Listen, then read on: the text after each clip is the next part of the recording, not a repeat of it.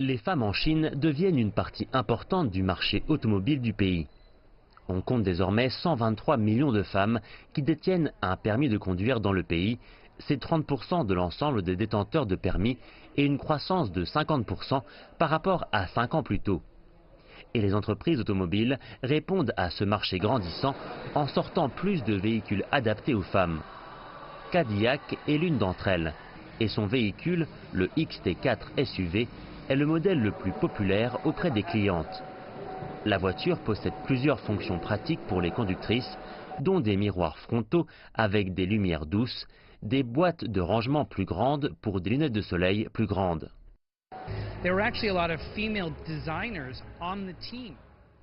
Nous avons beaucoup de concepteurs femmes dans l'équipe, donc c'était naturel.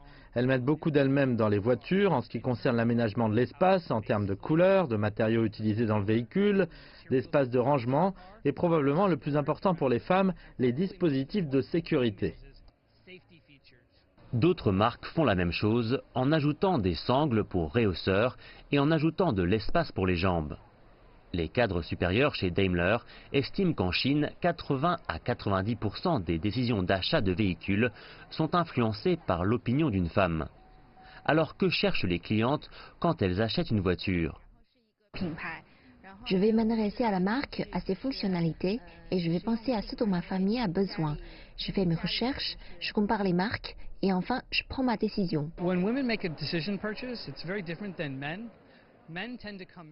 Les hommes ont tendance à entrer et à ne pas poser de questions car généralement ils pensent savoir ce qu'ils veulent et ils prennent directement leurs décisions.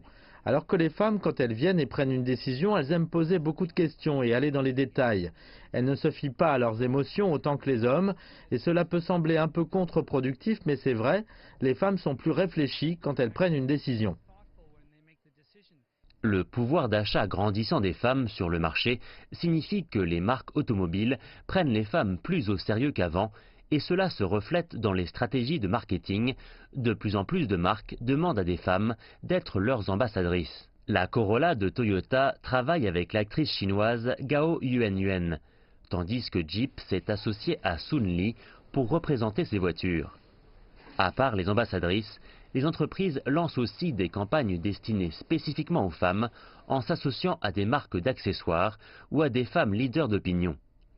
Un spécialiste du marketing dit qu'il apparaît que les hommes et les femmes ont des attentes différentes quand ils achètent des véhicules et cela peut influencer la façon dont les entreprises automobiles conçoivent leurs campagnes. Notre étude montre qu'une des différences clés entre les femmes et les hommes quand il s'agit de trouver des informations, c'est qu'elles parleront beaucoup aux vendeurs et poseront beaucoup de questions. Et elles consulteront leurs familles et leurs amis. Donc on peut conclure que les femmes répondent mieux aux campagnes interactives et communicatives.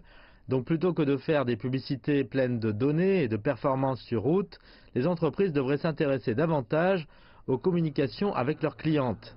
Les données du site internet d'essai automobile AutoHome montrent qu'une majorité de clientes achètent leur voiture entre 100 000 et 250 000 yuan et que la plupart d'entre elles ont entre 25 et 35 ans.